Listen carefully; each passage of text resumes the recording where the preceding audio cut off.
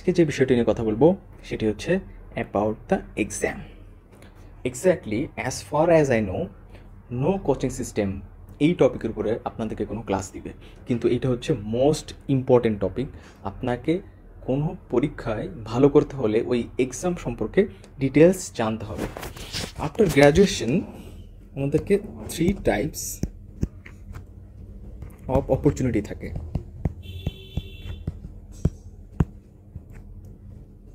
To enhance reputation. তো বিডিএসের পরে আমাদের আসলে 3টে স্টেপস থাকে।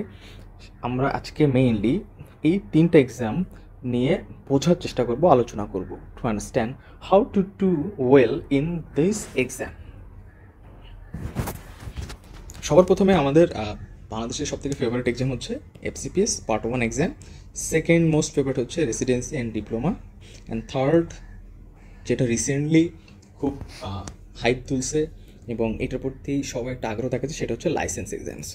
তো এক্স্যাক্টলি এই ক্লাসে আমরা এই 3টে এক্সামের পোস্টমর্টম করব এবং যেটা দেখতে চাবো যে এক্স্যাক্টলি এই 3টে এক্সামের ভিতরে আমরা কীভাবে ভালো করতে হলে আমাদেরকে কীভাবে প্ল্যানিং করতে হবে পড়াশোনার। স্মার্ট পড়াশোনা এখন এই স্মার্ট যুগে সব থেকে ইফেক্টিভ।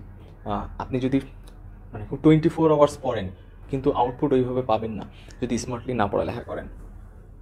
তো প্রথমে যদি আমরা অ্যানালাইসিস করি এফসিপিএস পার্ট 1, এখানে লেখা আছে গাইডেড। গাইডেড মিনস আপনারা আমাদের এখানে যারা স্টুডেন্ট তারা যখন অ্যাডমিশন নেন গ্রুপে ঢোকার পরেই একটা সিলেবাস পান এফসিপিএসের। দ্যাট মিনস এটা প্রিডিস্টিংক্ট একটা বাউন্ডারি আছে যে আপনাকে কতটুকু পড়তে হবে কোন কোন ব্যাপারগুলো নিয়ে, কোন কোন টপিকগুলো নিয়ে। রেসিডেন্সিতে এই ব্যাপারটা হচ্ছে কি কনসেপচুয়াল মানে একটা জাস্ট ধারণা পাই আমরা, কোনো স্ট্রাকচার গাইডেড না, মানে গাইডলাইন নাই। যেমন বলা হয় যে বিডিএসের আমরা যেই সাবজেক্টগুলো পড়ি সেই ওভারঅল সাবজেক্টের উপর। এরপর আসেন licence exam, it's well guided. এইটা আরও enhance guided in comparison two FCPS part 1। কেন? কারণ লাইসেন্স এক্সামগুলো মেইনলি হয়ে থাকে আমাদের দেশের বাইরে যে ফরেন কান্ট্রিগুলো আছে, সেইখানে আপনি অ্যাজ এ ডেন্টাল সার্জন নিজেকে এস্টাবলিশ করতে হলে সবার প্রথমে যেটি করতে হবে লাইসেন্স এক্সাম দিতে হবে। সেই লাইসেন্স এক্সামে আপনার কতটুকু নলেজ থাকতে হবে বেসিক মেডিকেল সায়েন্সের উপরে, কতটুকু নলেজ থাকতে হবে ডেন্টাল সায়েন্সের উপরে, কতটুকু আপনি স্কিল হবেন জেনারেল প্র্যাকটিশনার হিসেবে। অ্যাজ জেনারেল প্র্যাকটিশনার হিসেবে যদি আপনি লাইসেন্স দেন, সেই জিনিসগুলো ওরা কম্পার্টমেন্ট ওয়াইজ ওয়েল ডকুমেন্টেড এবং ওয়েল গাইডেড দেওয়া আছে। ইভেন ওরা বলেও দেয় যে আপনার পরীক্ষার জন্য এই বইগুলো পড়ে আসবেন, যেটা আমাদের বাংলাদেশের প্রেক্ষাপটে অনেকটা মানে আনবিলিভেবল ব্যাপার। এরপরে আসেন যেটা আমাদেরকে বুঝতে হবে এফসিপিএস পার্ট 1 বা এফসিপিএস এক্স্যাক্টলি কী। এফসিপিএস এগুলো কোনো ডিগ্রি না, it's a fellowship or special training. FCPS আমাদের এই এক্সামটি নেয় হলো BCPS, Bangladesh college of surgeon and physician. এইটা অলমোস্ট এদের মানে এই বিসিপিএসের সাথে কোলাবোরেশন আছে হলো রয়্যাল কলেজ অফ সার্জন, যেটা ইউকে আছে এবং ইউনাইটেড কিংডমে আরও বেশ কয়েকটা পার্ট আছে। তো এদের সাথে এদের একটা কোলাবোরেশন আছে। ইভেন ইন ফিউচার যারা এফসিপিএস করবেন তারা একটা স্পেশাল ট্রেনিং কাউন্ট করাতে পারবেন, এমন একটা ব্যাপার খুব রিসেন্টলি ডেভেলপ হচ্ছে। আর রেসিডেন্সি বা ডিপ্লোমা এগুলো হচ্ছে রেসিডেন্সি মেইনলি এমডি আর এমএস, এটা হচ্ছে মাস্টার ডিগ্রি। আর যেটা ডিপ্লোমা সেটা এক্স্যাক্টলি একটা পার্টিকুলার সাবজেক্টের উপরে বা একটা পার্টিকুলার প্রফেশনের উপরে ডিপ্লোমা। যেমন আপনি যদি আর্ম ফোর্স মেডিকেল এফএমআই থেকে যদি ডিপ্লোমা করেন তাহলে একটা পার্টিকুলার সাবজেক্টের উপরে করবেন। লাইসেন্স এক্সাম হচ্ছে professional card, it is extremely professional. এটা শুধু মানে নট অনলি দ্য রেপুটেশন, মানে এটা আপনার স্ট্যান্ডার্ডকে ওটা অন্য লেভেলে নেয়। কারণ এই এক্সামগুলো আপনার স্কিল, জাজমেন্ট, নলেজ তিনটাকেই জাস্টিফাই করে, যে ক্ষেত্রে রেসিডেন্সি বা পার্ট 1 প্রোগ্রামের সাথে যদি কম্পেয়ার করি এইগুলো লেস মানে আপনার স্কিলকে অতটা জাস্টিফাই করে না, জাস্ট আপনার নলেজকে জাস্টিফাই করে। এরপরে যদি আসি এফসিপিএস, আপনি পার্ট 1 এখন যদি পার্ট 1 পাস করেন আপনাকে 5 বছর ট্রেনিং করতে হবে। যদি আপনি রেসিডেন্সিতে আসেন তাও 5 বছর করতে হবে, যদি ডিপ্লোমাতে আসেন তাহলে 2 বছর, আর এমডি যদি করেন তাহলে হচ্ছে 3 বছর। লাইসেন্স এক্সামের জন্য কোনো ডিউরেশন নাই। এটা আপনি লাইসেন্স এক্সামের যে প্রসিডিউর আছে এই স্টেপগুলো ক্লিয়ার করলেই আপনি এই পরীক্ষা থেকে পাস আউট হয়ে আপনার পরবর্তী স্টেপে চলে যাবেন। এখন এফসিপিএস পার্ট 1-এ কী ধরনের কী প্যাটার্নের কোশ্চেন হচ্ছে মাল্টিপল চয়েস কোশ্চেন আর হচ্ছে single best answer. Recently residency programme এবং ডিপ্লোমা তো সেম জিনিস আসছে, এমসিকিউ, মাল্টিপল চয়েস মানে ট্রু ফলস সিস্টেম এবং সিঙ্গেল বেস্ট অ্যান্সার। আর লাইসেন্স এক্সামে অলওয়েজ থাকবে সিঙ্গেল বেস্ট অ্যান্সার আর একটা হচ্ছে image base ACQ short answer question, এই দুটো কম্বাইনলি থাকে।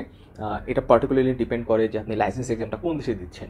ইউকেতে দিলে একটা প্যাটার্নের হয়, তারপরে অস্ট্রেলিয়াতে একটা প্যাটার্নের, কানাডাতে দিলে একটা প্যাটার্নের, ইউএসএতে দিলে একটা প্যাটার্নের, মানে এটা রিজন টু রিজন ভ্যারি করে। বা মিডিল ইস্টে যদি দেন তাদেরটাও একটা pattern, but almost in similar pattern. সেখানে আপনার সিনারিও বেসড অ্যান্সার থাকে, কোশ্চেন থাকে, আবার ইমেজ থাকে, একটা স্ট্রাকচার থাকে, সেই একটা গল্প থাকে, একটা ক্লিনিক্যাল সিনারিও থাকে, সেইটার উপর দিয়েও আপনাকে পরীক্ষা দেওয়া হয়। এই পরীক্ষাগুলোর জন্য আপনাদেরকে আলাদাভাবে একটু প্রিপারেশন নিতে হবে। হ্যাঁ, তবে একটা কোশ্চেন সবসময় সবার মধ্যে আসে, যেটা হলো যে আমি যদি এফসিপিএস বা রেসিডেন্সি দুটা প্রিপারেশন নেই তাহলে লাইসেন্স এক্সামে এডিশনাল হেল্প হবে কিনা?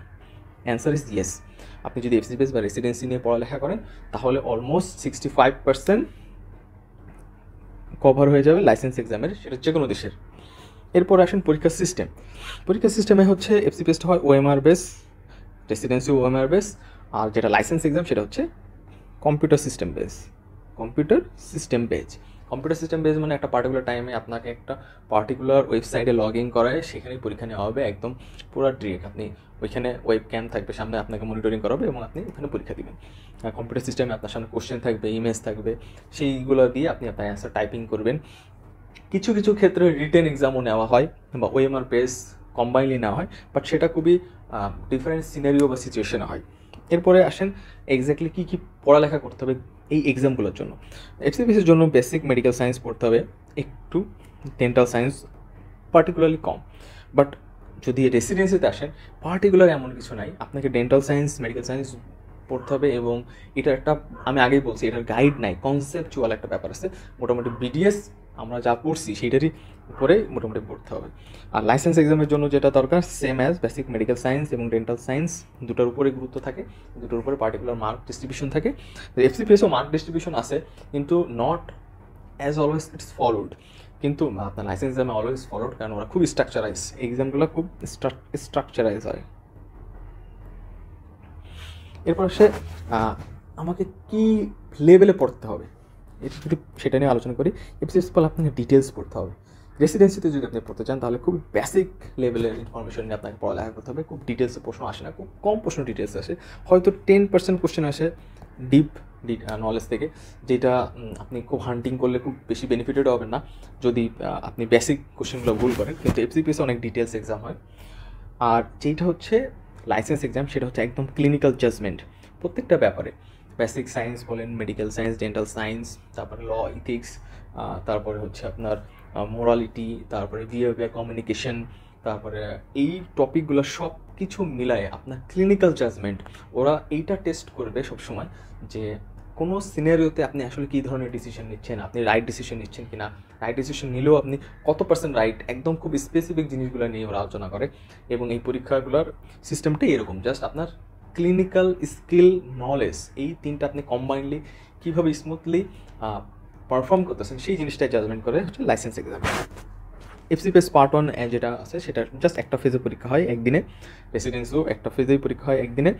কিন্তু যদি আপনি লাইসেন্স এক্সাম দেন সেখানে হবে ফেজ 2, দুইটা ফেজ, একটা হচ্ছে এই যে রিটেন বা এমসিকিউ এসিকিউ টাইপের ফেজ, একটা হচ্ছে ক্লিনিক্যাল। কিছু কিছু দেশের এক্সামে ফেজ 3ও থাকে।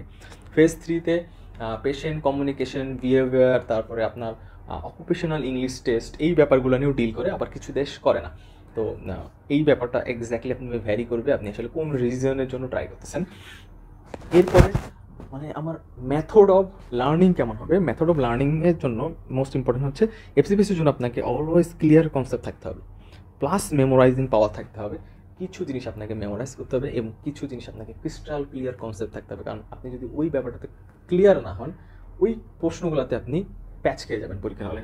আর যেটা এমএসএ যেই ধরনের প্যাটার্ন কোশ্চেন হয় এটা এক্স্যাক্টলি মেমোরাইজিং, খুব একটা ক্লিয়ার কনসেপ্ট না থাকলেও যে কেউ মুখস্থ করে যদি রেসিডেন্সিতে পরীক্ষা দেয় বা ডিপ্লোমাতে পরীক্ষা দেয় তারা ভালো করতে পারে। কিন্তু এফসিপিএসের ব্যাপারে এই জিনিসটা খুবই কম কাজ করে, যে আপনি টোটালি একদম মুখস্থ করে গেলেন চোখ বন্ধ করে, ব্যাপারটা ওইভাবে কাজ করবে না। লাইসেন্স এক্সামের ব্যাপারটা সেম, আপনাকে অবশ্যই ক্লিয়ার কনসেপ্ট থাকতে হবে, প্লাস কিছু জিনিস মেমোরাইজিং থাকতে হবে, কিছু মুখস্থ করার জিনিস আছে, কিছু ক্লিয়ার কনসেপশন থাকে, কিছু জাজমেন্ট থাকে, সেই ব্যাপারগুলো নিয়ে আপনাকে অ্যানালাইজ করা হবে। এরপরে হচ্ছে আপনি কী পদ্ধতি ইউজ করলে মানে এই সব পরীক্ষাগুলোতে ভালো করবেন।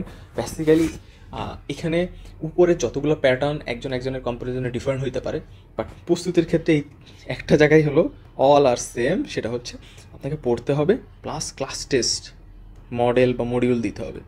মডিউল দেন বা মডেল টেস্ট দেন, এইটা দিতেই হবে। সেম অ্যাজ এখানেও তাই, রিডিং এবং ক্লাস টেস্ট। এটার জন্য হচ্ছে রিডিং, ক্লাস টেস্ট। আর একটা জিনিস এখানে প্লাস অ্যাড হয়, সেটা হচ্ছে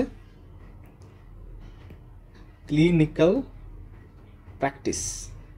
আপনাকে ক্লিনিক্যাল প্র্যাকটিস থাকতে হবে, বেসিক কিছু জিনিস জানতে হবে, যেমন একটা কম্পোজিট ফিলিং প্রসিডিউর, একটা জিআইসি ফিলিং প্রসিডিউর, একটা অ্যামালগাম ফিলিং প্রসিডিউর, তারপরে হচ্ছে আপনার নর্মাল এন্ডোডন্টিক্স ট্রিটমেন্ট, এই ব্যাপারগুলো।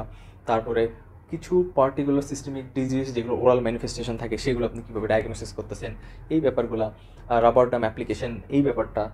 তারপরে আপনি রিসেন্ট ডেন্টাল ম্যাটেরিয়াল যেমন এমটিএ, এলএসটিআর, এই ব্যাপারগুলো সম্বন্ধে কতটুকু জানেন, এই অ্যাপ্লিকেশনগুলো, এই কিছু জিনিস এডিশনালি আপনাকে এখানে জানতে হবে। এছাড়াও আরেকটা জানতে হবে কি মেডিকেল ল অ্যান্ড ইথিক্স, কারণ যেহেতু বাইরের দেশে প্র্যাকটিসে আপনি একটা পেশেন্টের সাথে যখন ডিল করবেন, প্রপার পেপার ওয়ার্ক করা থাকতে হবে, তা না হলে ওদের দেশে এই ব্যাপারগুলো নিয়ে খুব জুরিসডিকশন আছে এবং ওরা প্রোটোকল ফলো করে। এবং এইটা যদি আপনারা আমাদের দেশে আমরা যেভাবে প্র্যাকটিস করি, হয়তো আমাদের দেশে প্রোটোকলভাবে আমরা ফলো করি না, অনেক সময় অনেক কিছু ওভারলুক করে নিজেদের মতো করতে চাই, কিন্তু বিদেশে মোটামুটি ডিসিশনটা আপনাকে নিতে হবে অলমোস্ট একটা রেফারেন্স বা প্রোটোকল বা গাইডলাইনের মধ্যে।